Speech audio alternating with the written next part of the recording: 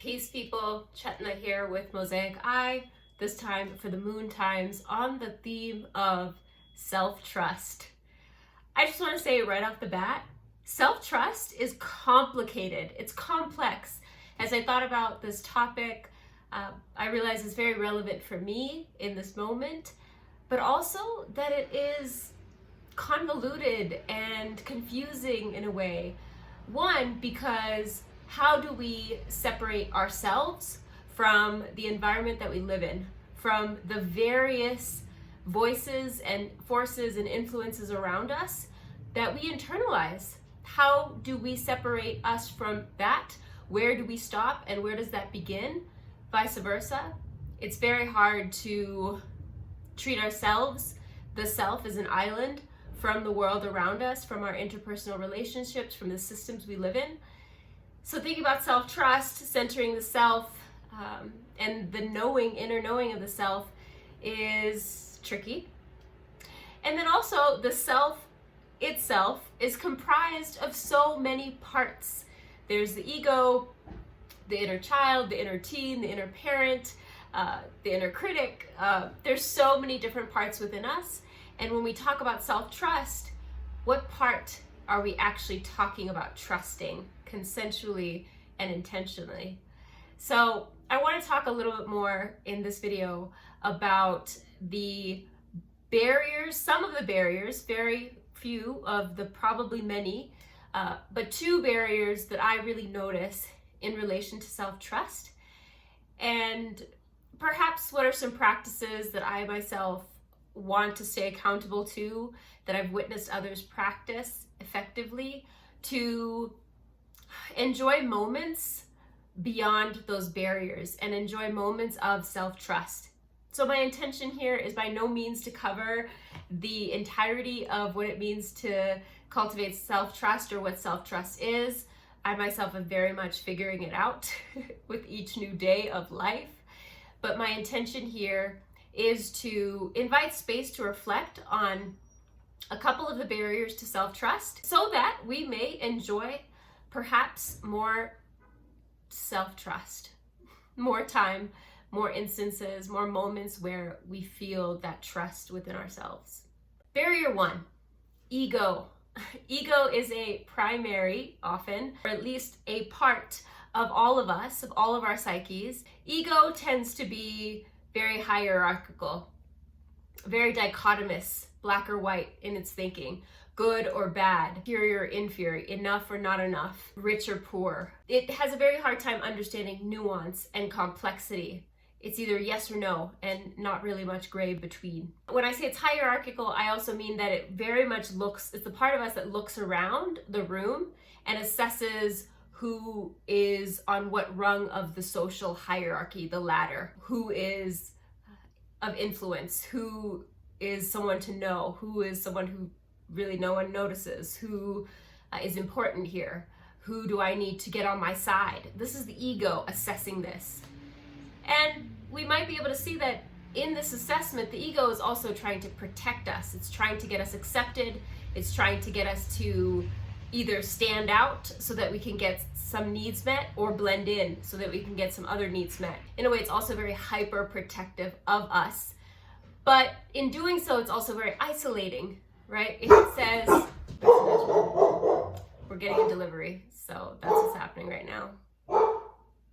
It could be very isolating. So when it says, you are better than that person, or that person is better than you, it is creating a disconnect between us and that person that it's judging or assessing. Rather than being equal in our own rights with gifts and imperfections that are equally valid and worthy, it dichotomously categorizes one as good, one as bad, one as superior, one as inferior. It's very comparative in that way. Another characteristic of ego, the ego self, is that it's very controlling. It wants to have control. It grasps onto control and has to have it be that way in order for us to feel safe or us to think we are safe or secure. This could be controlling other people or really hyper controlling ourselves, how we come off. Perfectionism is a means of ego control. we try to manage other people's feelings by allowing them to determine how we behave. These are all ways in which we try to control a dynamic or an environment or an interpersonal interaction.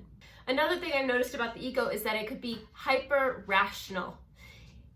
It's really good, I think, at coming up with stories as to why something is the way that it is or why it's promoting a belief. Whereas in contrast to maybe a more gut or intuitive knowing, there isn't always a rational explanation for the instincts that we have. Maybe the evidence that we see tangibly or can cognitively process does not match up with the intuitive instincts that we're getting. Therefore, it's easier to ignore those because we don't see evidence of it or it doesn't make sense.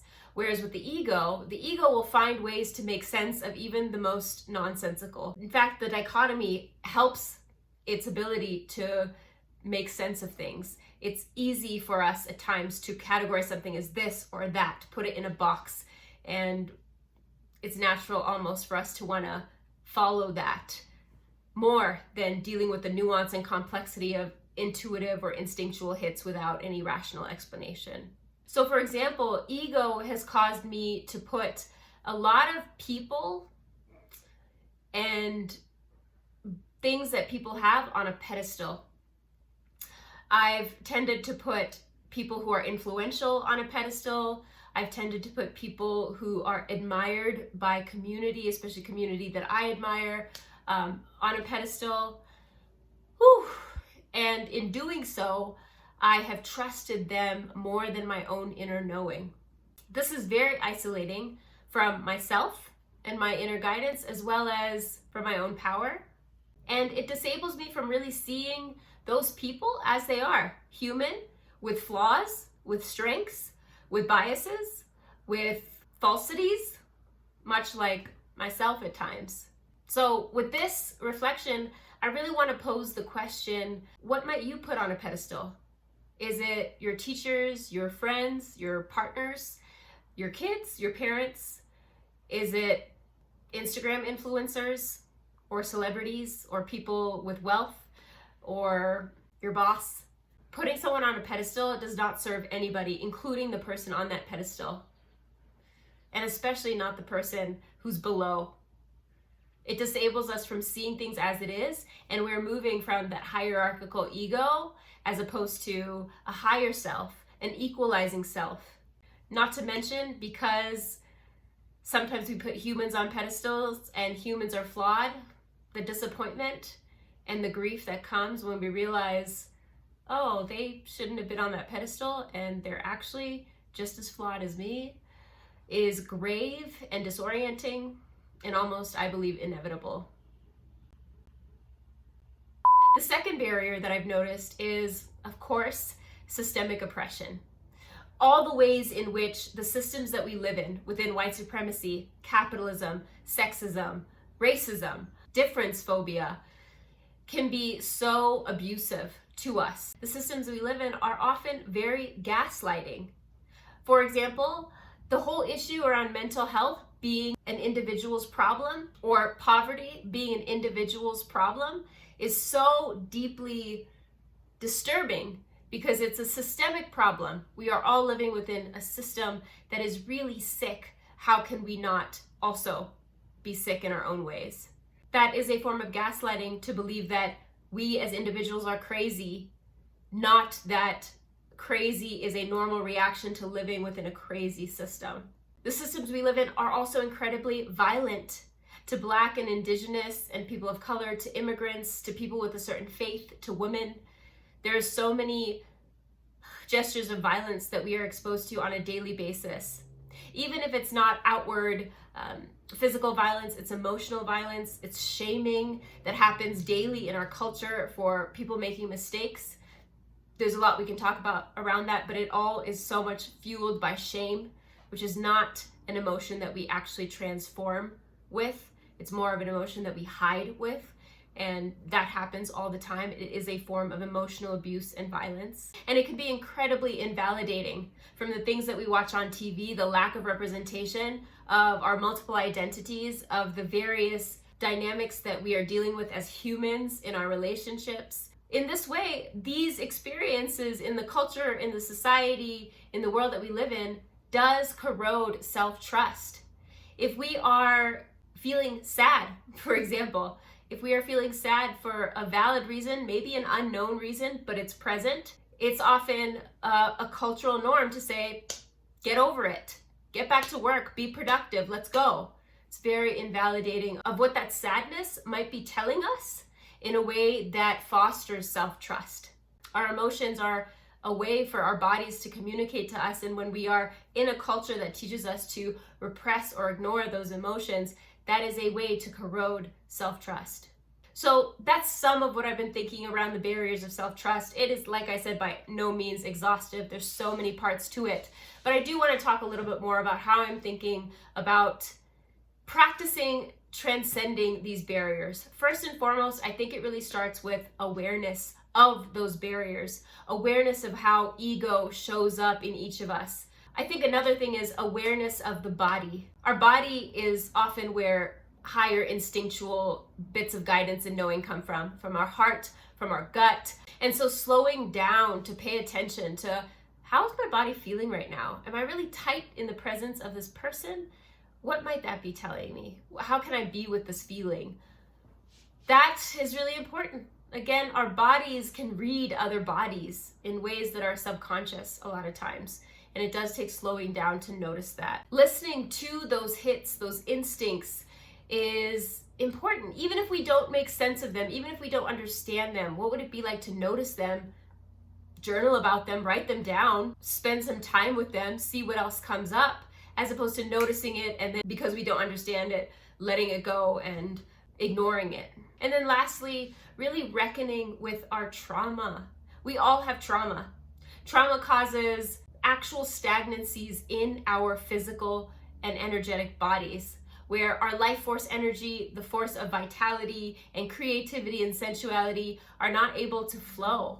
And I think living in a body in this day and age, we're prone to feeling what that feels like. We're exposed to trauma through our own personal lives, interpersonally, through the media, through our exposure to all of the suffering in the world. And we have varying levels of trauma, but our bodies respond very similarly to it. We shut down. We lose sense of our own trust. Our ego comes in to hyper protect us by isolating us further from our connections and our common humanity. So reckoning with that trauma, being in spaces where we can be honest and transparent, therapy if that's accessible, healing circles, journal practice, active work to acknowledge what we are grappling with, what is causing us stagnancies within us. I think self-trust is not about always nailing it, listening to intuition, always knowing exactly the right thing for us. That would be great, but we're human and we're flawed and we're learning and we're processing, and sometimes we prioritize our need for connection with another over our need for connection with ourselves, and that's such a human thing to do.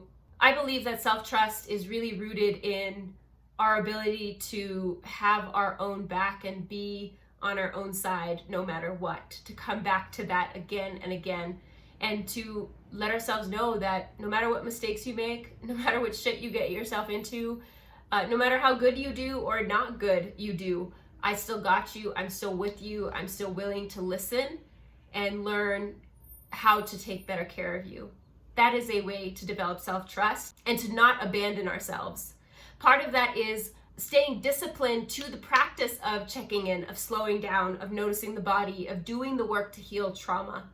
Every time we make it a commitment to ourselves that tonight I'm going to go to bed early, tomorrow I'm going to fast, next week I am going to reach out and organize a gathering with my community, etc. When we live up to that, when we do that, those are all honored opportunities to develop self-trust. Yes, we may say to ourselves, I'm going to schedule some time for rest this week. Yes, if we don't do it, we're the only ones that know about it. No one else knows about it, but we're also compromising our own self-trust when we do that.